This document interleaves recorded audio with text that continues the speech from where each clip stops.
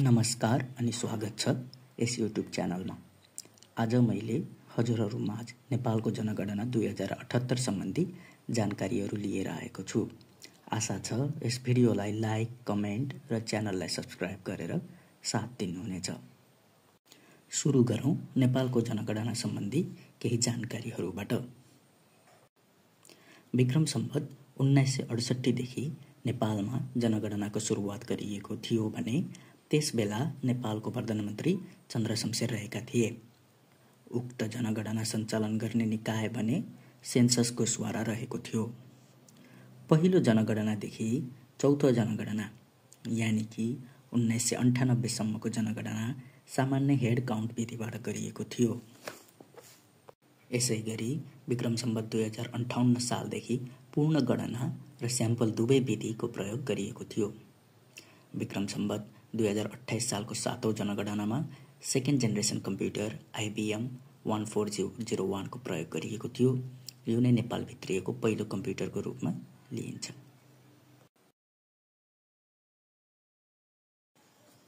अब सुरु गरौँ 12औं जनगणना यानि कि राष्ट्रिय जनगणना 2078 को जनगणनाको जानकारीहरूबाट।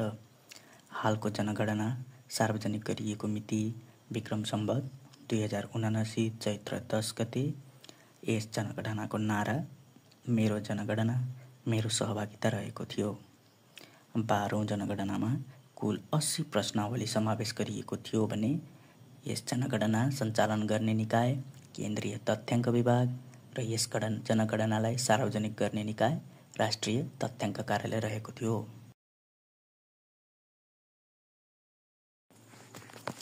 हालको जनगणना अनुसार नेपालको जनसङ्ख्या कुल 2,91,64,578 रहेको छ, जसमध्ये महिलाको जनसङ्ख्या 1,49,11,027 रहेको छ, जुन कुल जनसङ्ख्याको 51.13% हुन जान्छ। यसै गरी पुरुषको जनसङ्ख्या 1,42,53,551 रहेको छ, जुन कुल जनसङ्ख्याको 48.87% हुन जान्छ। यसै गरी अन्य जनसङ्ख्या 2,928 रहेको छ भने कुल जनसङ्ख्याको 0.01% हुन जान्छ।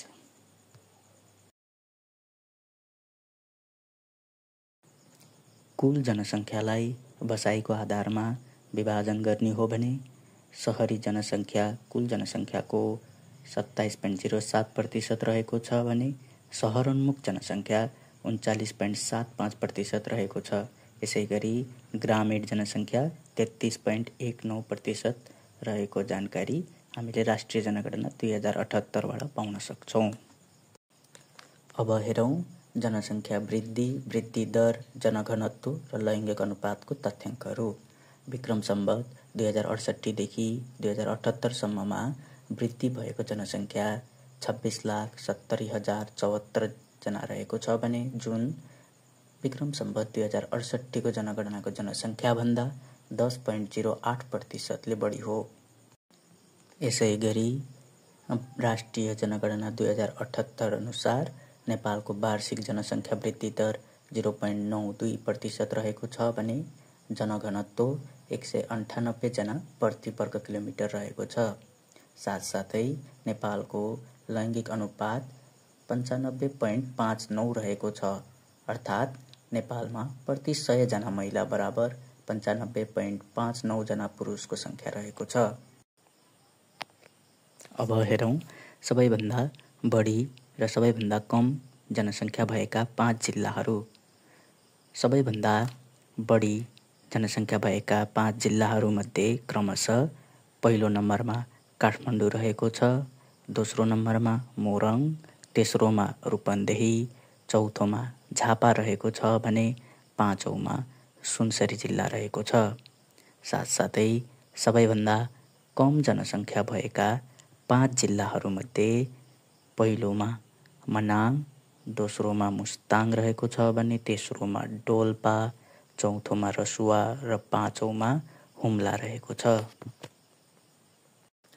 सबैभन्दा बढी जनसङ्ख्या भएका नगरपालिकाहरूमा पाँचैवटा महानगरपालिकाहरू रहेका छन्, जसमध्ये पहिलो नम्बरमा काठमाडौँ जिल्लाको काठमाडौँ महानगरपालिका, दोस्रो नम्बरमा कास्की जिल्लाको पोखरा महानगरपालिका, तेस्रो नम्बरमा चितवन जिल्लाको भरतपुर महानगरपालिका, चौथो नम्बरमा ललितपुर जिल्लाको ललितपुर महानगरपालिका रहेको छ भने पाँचौं नम्बरमा पर्सा जिल्लाको वीरगञ्ज नगरपालिका रहेको छ।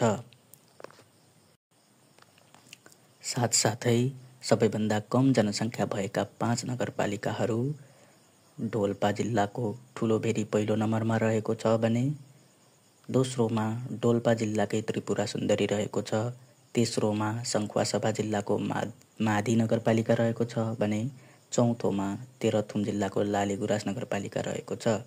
पाँचौं नम्बरमा सङ्खुवासभाको धर्मदेवी नगरपालिका सबैभन्दा कम जनसङ्ख्या भएको नगरपालिकाको 5औं नम्बरमा छ।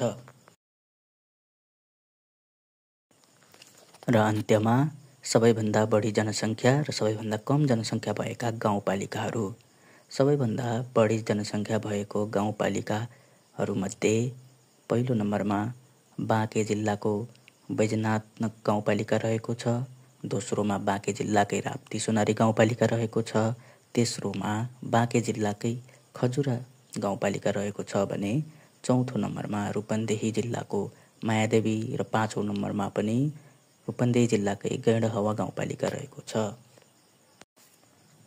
र सबैभन्दा कम जनसङ्ख्या भएका 5 गाउँपालिकाहरूमा पहिलो मनाङको नार्पाभूमि गाउँपालिका, दोस्रो मनाङकै चामे गाउँपालिका रहेको छ भने तेस्रोमा मुस्ताङको लोकहेकर दामोदर कुण्ड रहेको छ, चौथोमा पनि मुस्ताङकै लुमान्थाङ गाउँपालिका रहेको छ भने पाँचौंमा मनाङ इस्याङ गाउँपालिका रहेको छ।